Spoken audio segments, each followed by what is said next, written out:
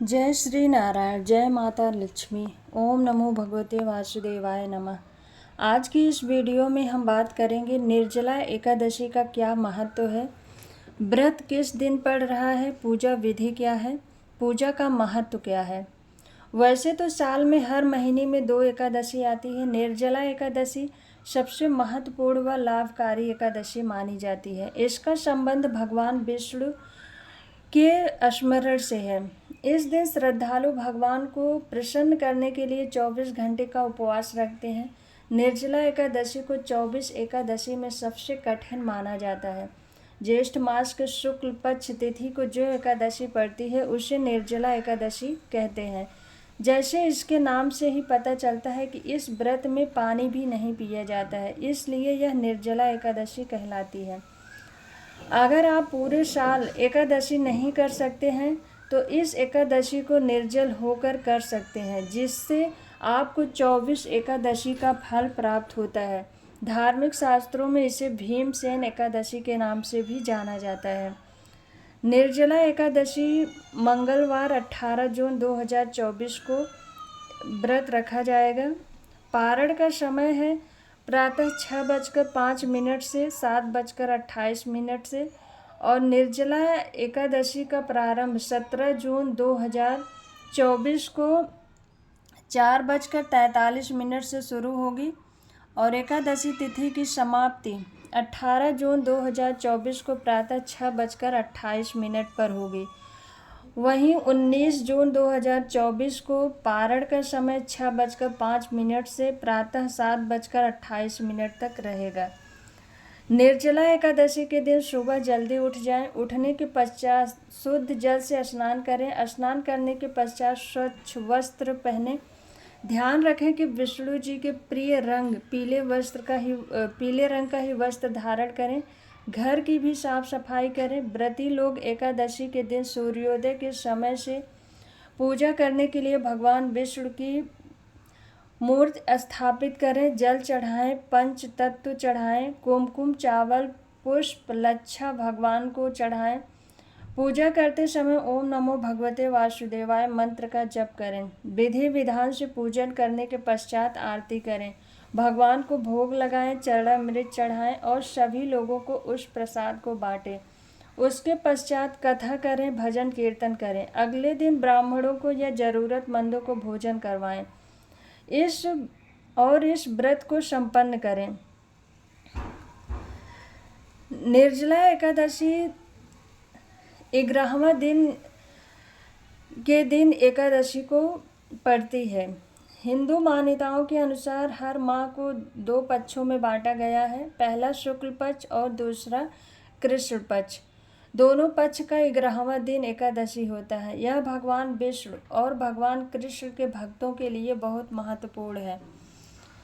एकादशी 11 इंद्रियों का प्रतीक है। इसमें 5 अनुभूत इंद्रियां, 5 कार्य इंद्रियां और एक मस्तिष्क होते हैं।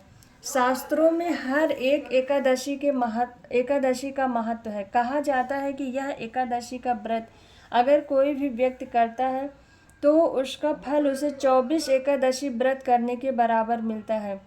इस दिन जल से भरे कलश का दान करने वाले श्रद्धालुओं को साल भर की एकादशियों का फल प्राप्त होता है।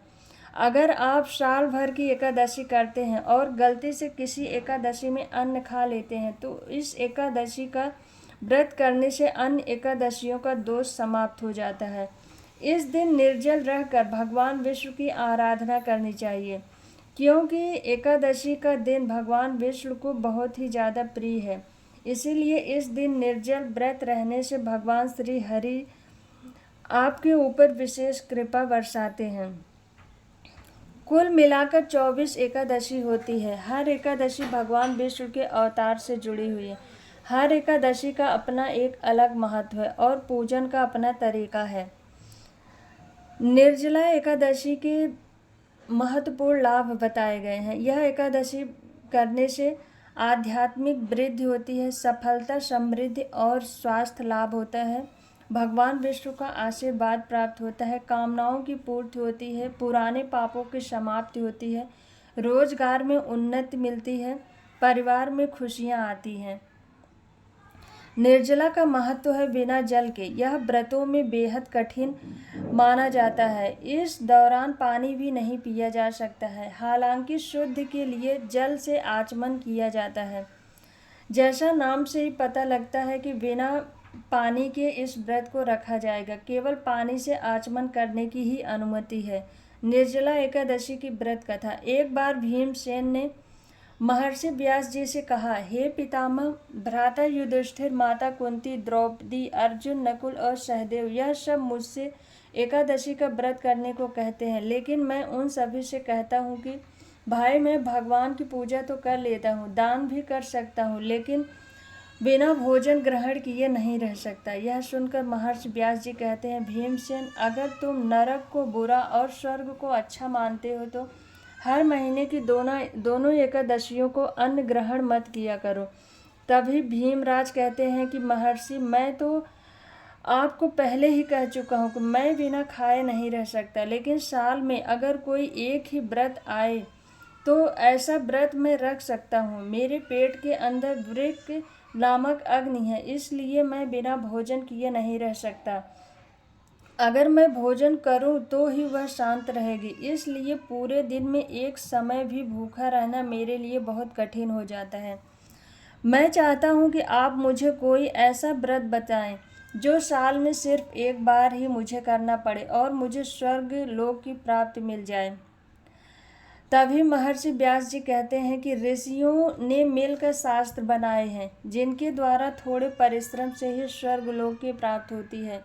इसलिए शास्त्रों में दोनों पक्षों की एकादशियों का व्रत मुक्ति प्राप्ति के लिए रखा जाता है। जब भीमसेन नरक में जाने की बात महर्षि व्यास जी के मुंह से सुनते हैं तो वह भयभीत हो जाते हैं और डर कर कहते हैं कि मैं महीने में 2 व्रत नहीं कर सकता, लेकिन साल में एक व्रत करने की कोशिश जरूर कर पाऊंगा। आप मुझे ऐसा कोई व्रत बताओ जो साल में एक बार कर सकूं और मुझे स्वर्ग की प्राप्ति हो। तभी व्यास जी भीमसेन को कहते हैं कि वृषभ और मिथुन की संक्रांति के बीच ज्येष्ठ मास के शुक्ल पक्ष में जो एकादशी पड़ती है वह निर्जला नाम से जानी जाती है। तुम उस एकादशी के व्रत को कर सकते हो।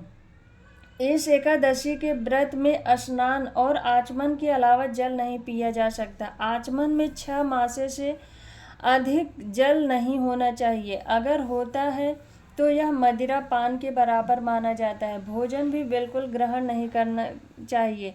इस एकादशी के व्रत का फल 24 एकादशी के फल मिलने के बराबर होता है।